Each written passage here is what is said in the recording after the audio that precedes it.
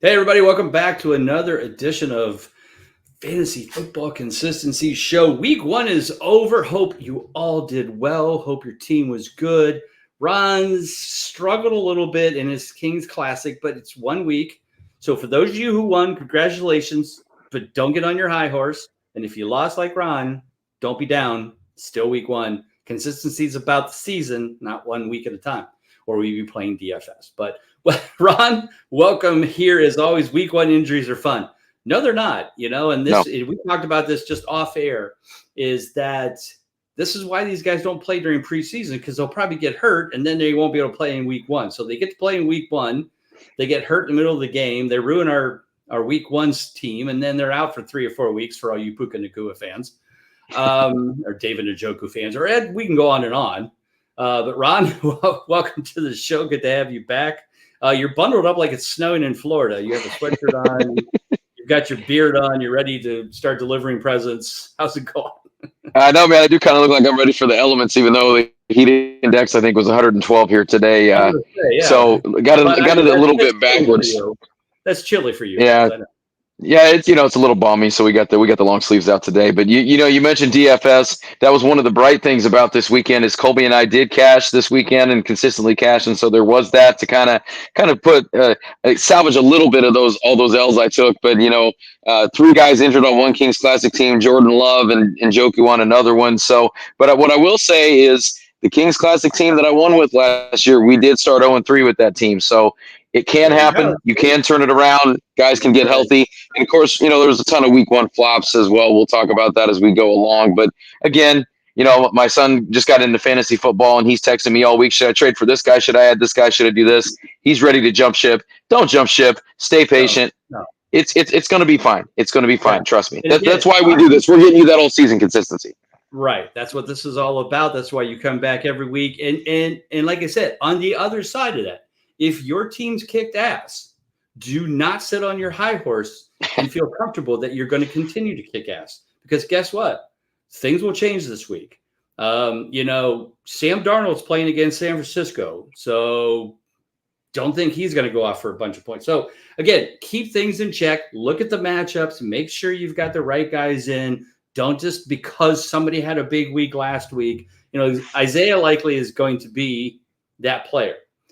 Could he have another big week? Maybe, but if you're counting on 26 points out of him again this week, think twice. Now, can he go out and maybe earn a clutch game? Since clutch games for tight ends is only 7 points. Sure, he might go 4 for 40 and get 8 points, but you're not going to get 26 points every week out of Isaiah likely. So, temper expectations. If you didn't start him like I did in the Kings Classics, and you still won, congratulations, because I did.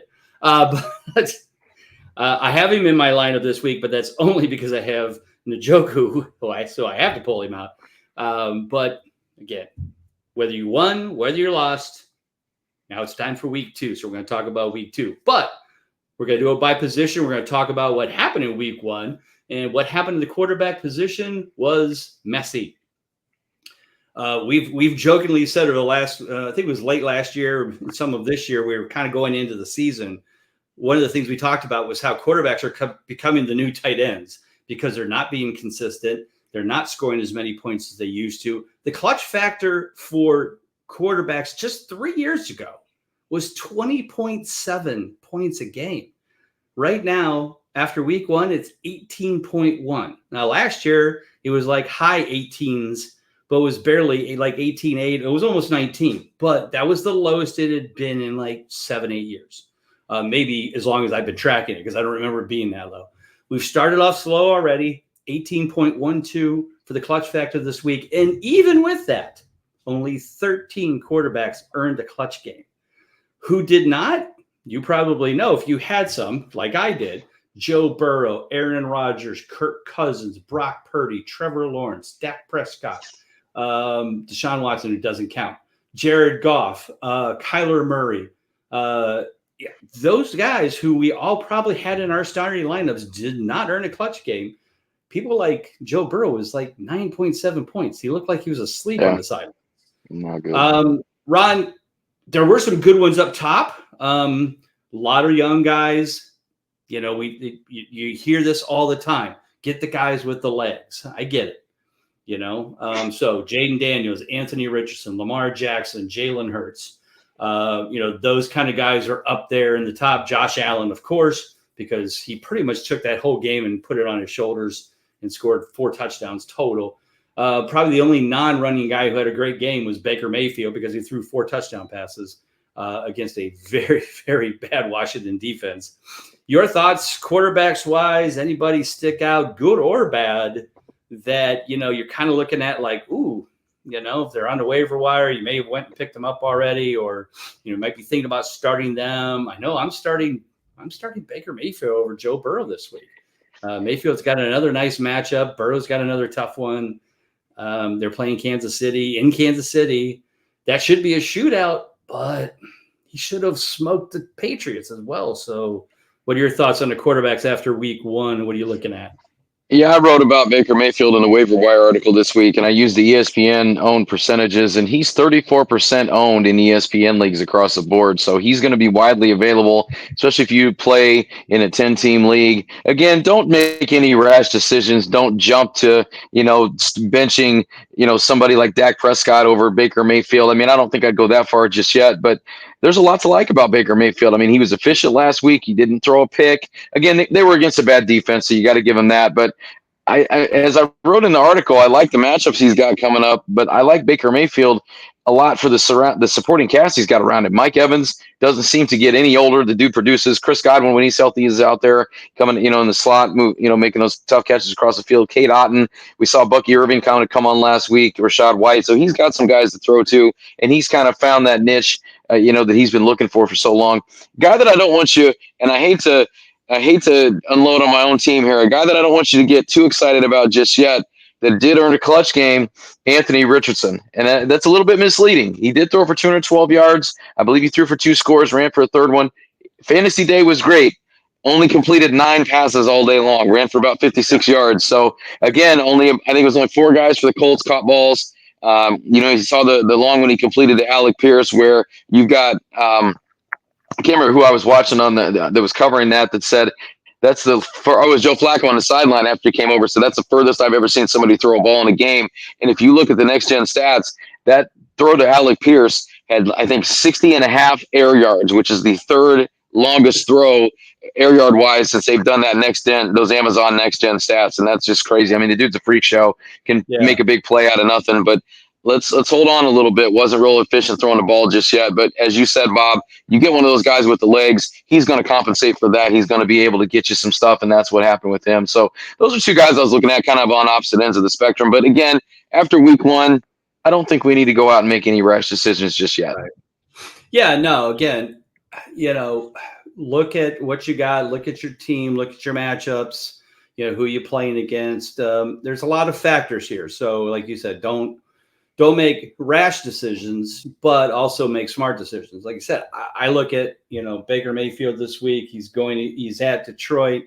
They're okay, but Matthew Stafford had a pretty good day against them. I assume that, and it's going to be indoors again. That could be a good shootout. Tampa Bay's pass defense isn't very good either. So that one could be another shootout. So that's why I'm starting Baker Mayfield over Burrow, because Burrow, okay, we expect him to rebound, but we don't know if Higgins is going to be back. Right now, it's looking poor. Jamar Chase, we're not sure where his head is. And like I said, Burrow just looked lost.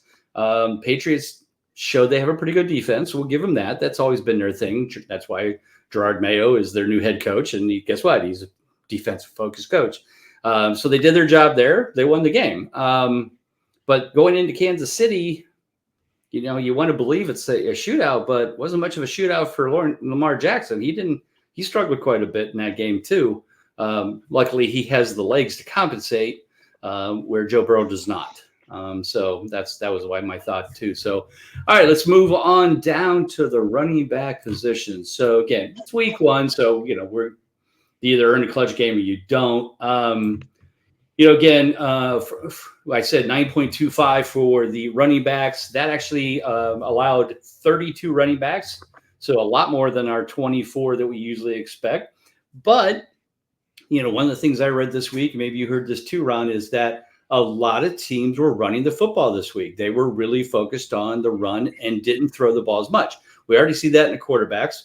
When we get to the wide receivers, we'll note that as well. But big days for Saquon Barkley, Joe Mixon, Devon Achane, J.K. Dobbins, Jordan Mason, of course, filled in for McCaffrey, Rondé Stevenson, Breece Hall, Aaron Jones, Kenneth Walker, all of those guys. It wasn't like they didn't get the touches. Maybe Dobbins was the one, he had a couple big runs. But I caught the highlights on Red Zone. What I don't think a lot of people are talking about is he got most of his yardage on two big runs that I think were either 3rd and 1 or 4th and 1, both times.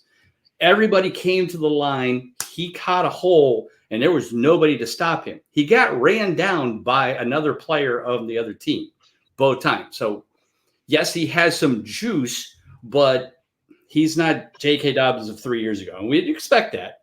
But if he doesn't have those two big plays, while he had a good day, his great day would have been just good because of those two plays. Now, you can say, well, that can happen anytime. I get it. But, again, as we say, look into the details of this. Dobbins had a good game, but I don't know if I expect him to pop off 100+ yards every week. Now, be that as it may, this week, the Chargers get to play Carolina. So maybe 2 games in a row. We'll see.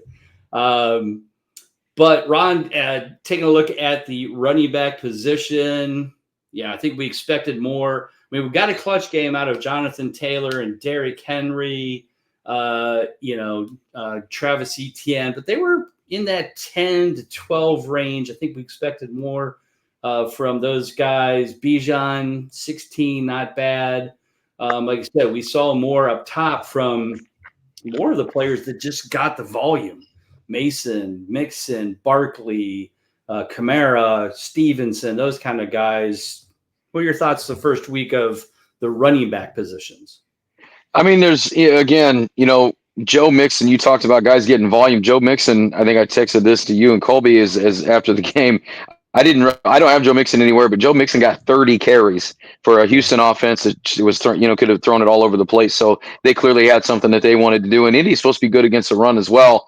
But again, you give a guy 30 carries, he's going to get going. But the main thing that I noticed, especially when you get to those guys in that 10 range that you were talking about, is there was a lot of guys that wouldn't have got that clutch game if it wasn't for touchdowns. A lot of guys would be underneath that. Zach Moss is one that got me a touchdown that kind of salvaged. I think he had 40-something yards. Jonathan Taylor was kind of pedestrian, but he got in the end zone.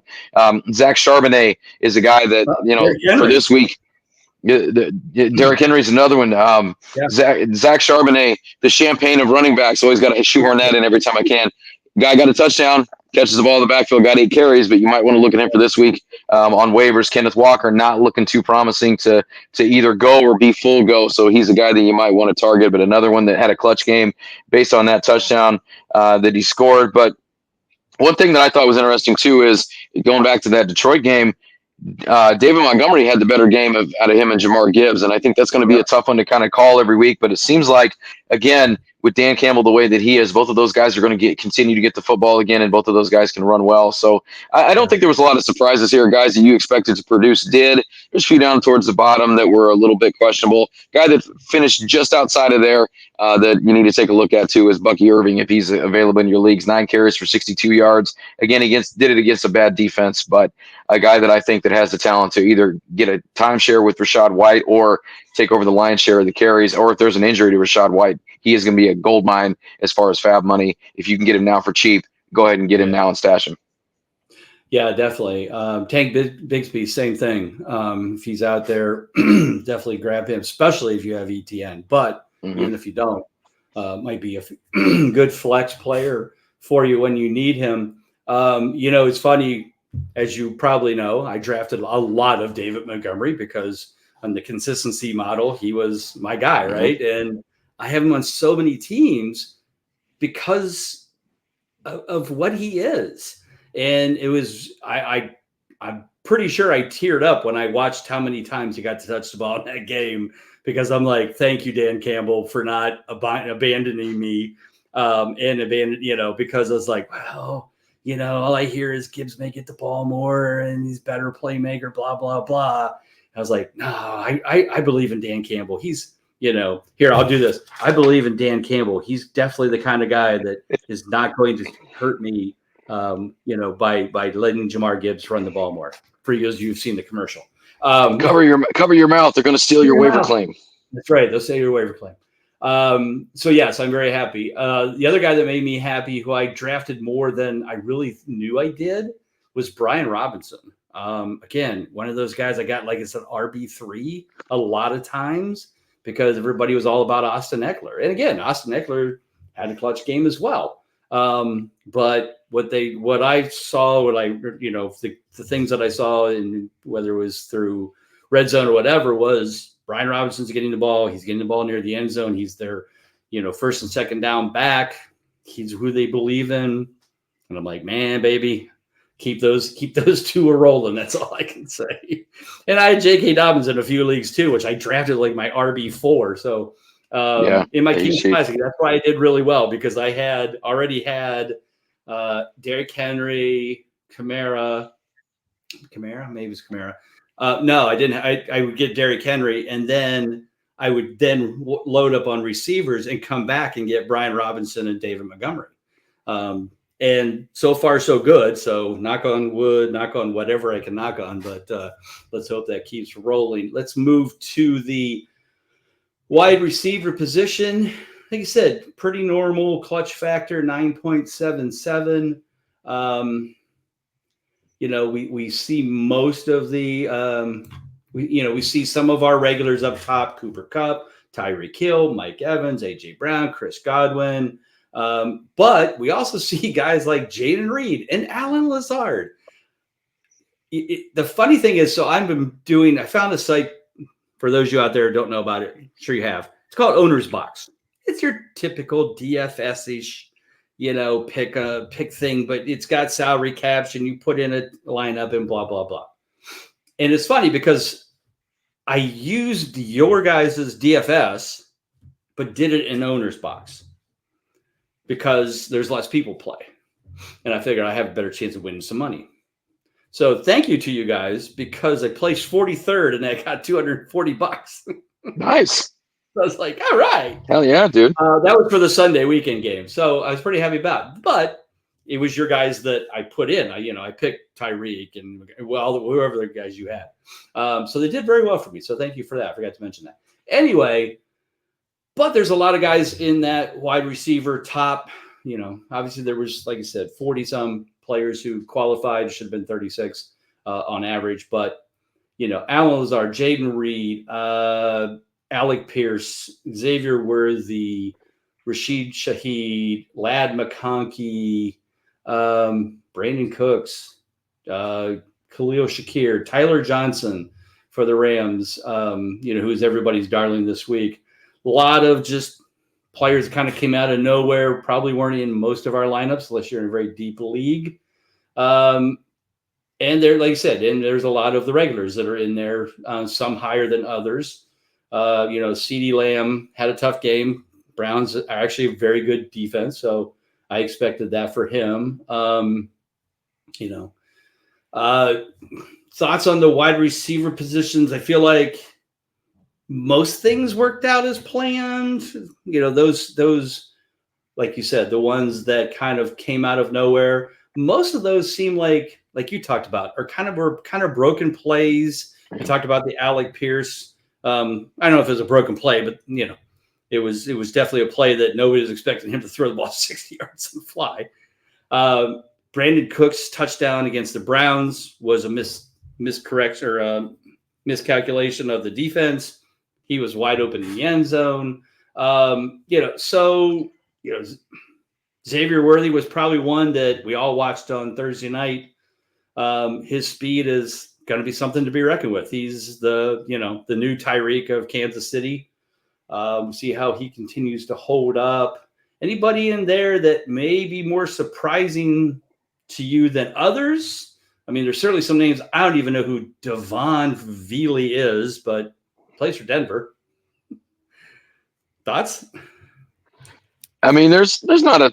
I mean, I don't want to say there's not a ton that's surprising because I'm going to focus on that negative here in a second. But a guy that got me Mhm. off to a nice start in Scott Fishbowl was Jaden Reed. Jaden Reed was a guy that I think scored me 35 points, and he's about all my team did for the week because the rest Amon Ra didn't do much for me. But it's cool to see Nice. some rookies there. You saw Xavier Worthy there. You saw Lad McConkey there. Brian Thomas, who we talked about on the Consistently Cashing Pod, got you a touchdown if you had him in. Of course, I had him on the bench. But just kind of going down the list, I'm going to focus on this negative here because I think that the story is you can blame those quarterbacks, and we'll blame those tight ends too, as we always do. But a lot of these first, second, third round receivers, when you go past that threshold of a clutch game and you're scrolling down on our list here, you're seeing Mhm. DK Metcalf, you're seeing Christian Kirk, you're seeing Amon-Ra St. Brown, you're More than I seeing do. Calvin Ridley, you're seeing I think DJ Moore is down there. He's very close on that cusp Drake here. Scary London. Terrier, our guy Terry Targets was down there. So Brandon Ayuk is down there, Jackson Smith and Jigba. So I can go on and on and on. Yeah, And say Drake hopefully, London, Chris Olave, like you yeah. said, DJ Moore. I mean, it's just There's a yeah. ton. Keenan Allen is on there, and I'm hoping we can chalk that up just to some week one rust being shaken off, and these guys will get back on track, which I think a lot of them will. Michael But Pittman. again, a lot of them, Pittman is another one. Yeah, absolutely. And when you look at a lot of the quarterback numbers too, it's a direct result to these guys. So these aren't guys that are going to do this all season. But if you lost week one like I did just about everywhere, that's probably one of the reasons why you think your wide receiver room is really good, which it is. But when they all have weeks like this, you're not going to win, and that's what happened. Yeah, no, and like you said, on the other side of that, if you had more of the clutch game guys like I did, I'm also glad that the ones that they did well didn't like have monster weeks, other than Cooper Right. Cup. But we Right. all know what happened. Puka went down, and Matthew Stafford just won't throw to anybody else. Obviously, it's funny because I went to bed that night. I was like, oh, okay, Puka's out. All right. So, and the funny thing was, I was in a game where basically it was my Cooper Cup against the other guy's Puka Nakua. I had a decent enough lead. I didn't think I was going to lose. Yeah. Stranger things have happened, right? So when Puka goes down, I'm Mm-hmm. like, all right. And I went to bed at halftime. And when I get up and he has 32 points, I'm like, what happened? My God. And then I saw he had 21 targets. I was like, jeez. That's crazy. Did anybody else even play?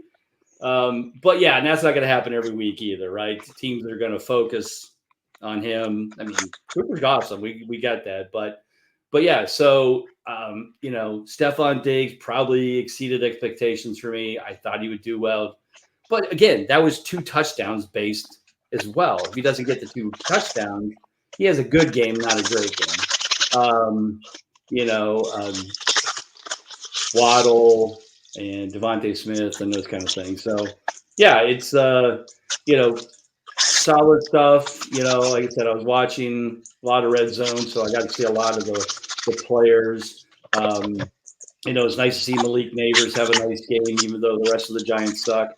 And so we'll see this week. The good thing is the Giants get to play Washington, so maybe we'll actually see Daniel Jones in the clutch game. Wouldn't that be fun? And somehow Ron has disappeared. I don't know where he Just went. had to get off camera for a second. Okay. I'll explain to you what I'm doing here in a second. I'm Okay. improvising on the fly here. Okay. So he's improvising. Very nice. All right. So we'll move over to tight ends. I'll talk a little bit about tight ends while you're still improvising. Tight ends was unbelievably bad from a clutch game perspective. Interestingly enough, the clutch factor for this week, now granted, it's week one, it'll adjust quite a bit from here on out, was 7.05. Last year, the overall clutch game for tight ends was 9.43. So we're 2.5 points below. And that's with Isaiah Likely scoring 26 points. If he doesn't score 26, the average would have been, let me see, I can calculate this real quick with my, would have been 6.39, which actually still would have had the same amount of clutch games, or no, I guess would have added about 3 more.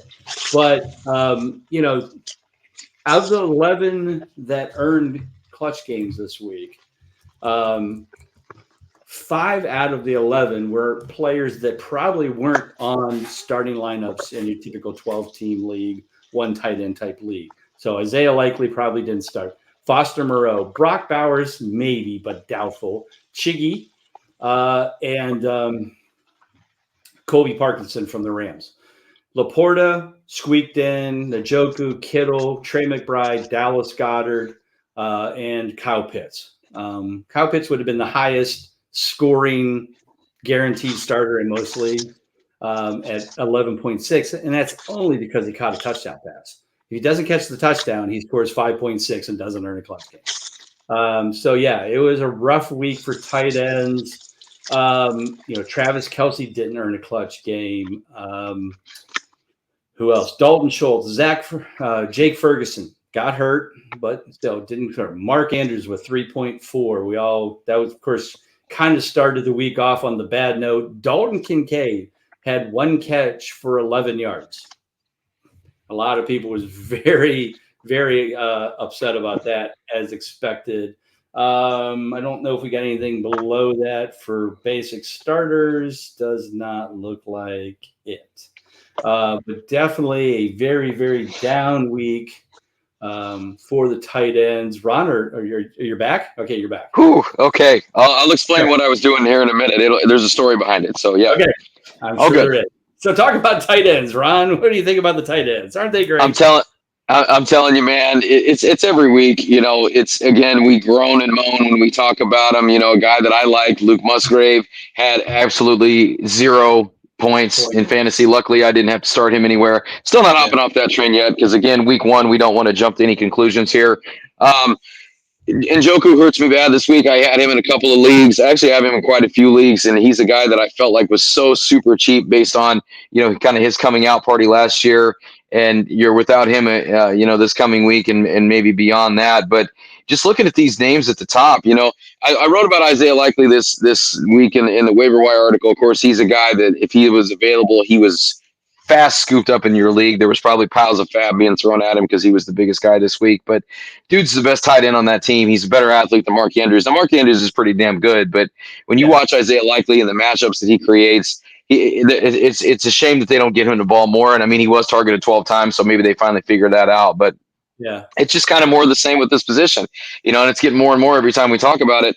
Those guys that you want clutch games out of, they're going to have to score you a touchdown to get that clutch game. And, I used to be, and you're a proponent of this as well, putting those tight ends in those flex spots. But, man, if they're not getting you that touchdown, you got to try to find another way to go. And it's rough in the Kings Classic leagues, man, when you need those flex points.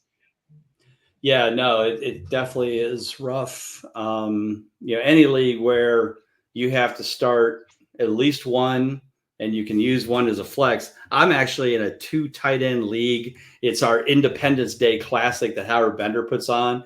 And in the past, I was always, I'll wait, I'll grab, a few of them and mix and match.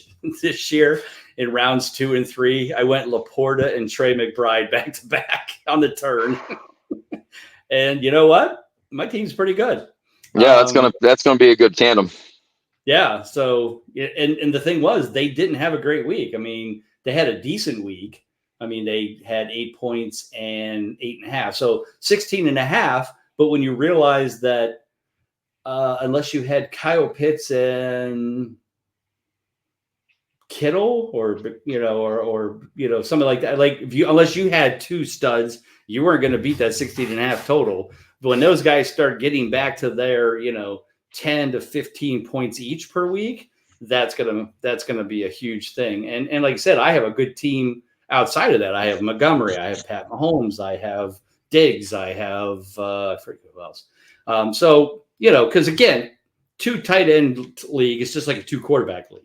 They're all going to go way early, so everybody's going to go crazy and pick them. And if you get your ones while everybody else is scrambling to get theirs, you can start picking the other players. So, yeah, not something I highly recommend. But after last year, I think I made the playoffs last year. I made the finals and lost, and it was because my tight ends sucked. And so I'm like, this year I am not going to sweat that. I don't want to have that problem. So anyway. But all right, so there's our tight ends for the week.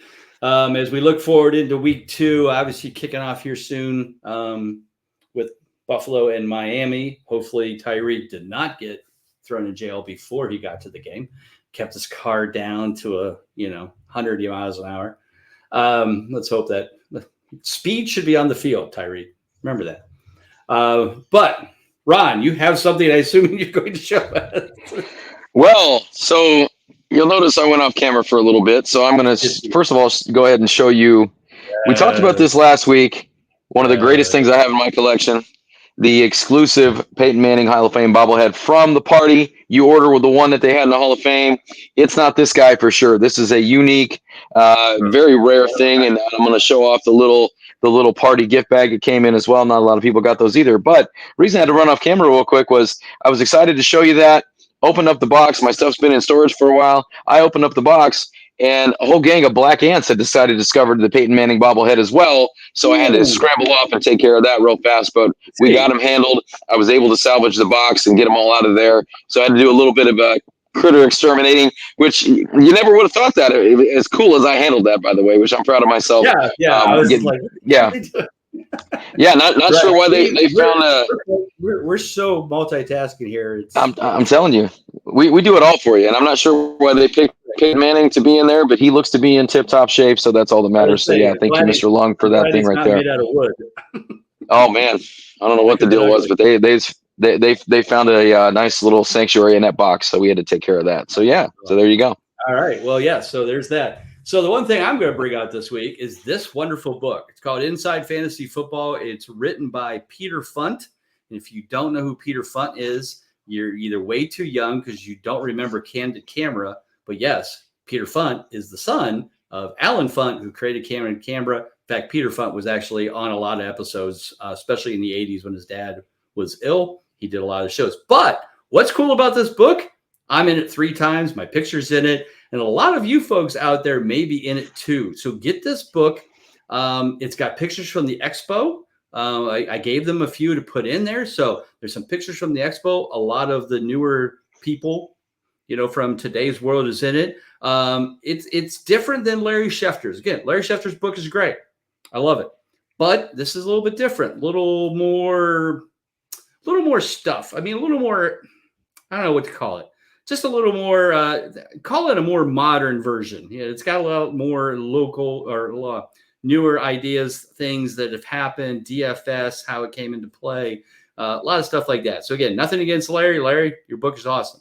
But Peter Funt's got it out there. Get it. It's on Amazon. Inside Fantasy Football, kind of a history, recent history, goes back a little bit, but definitely get this. You may see your picture in it if you were at the King's Classic or at the expo. So check that book out on Amazon for sure. I'll be posting links on Twitter as well about it. So for Ron Rigney, I'm Bob Lung. Everybody have a great week too. See you next week. Take care. God bless. And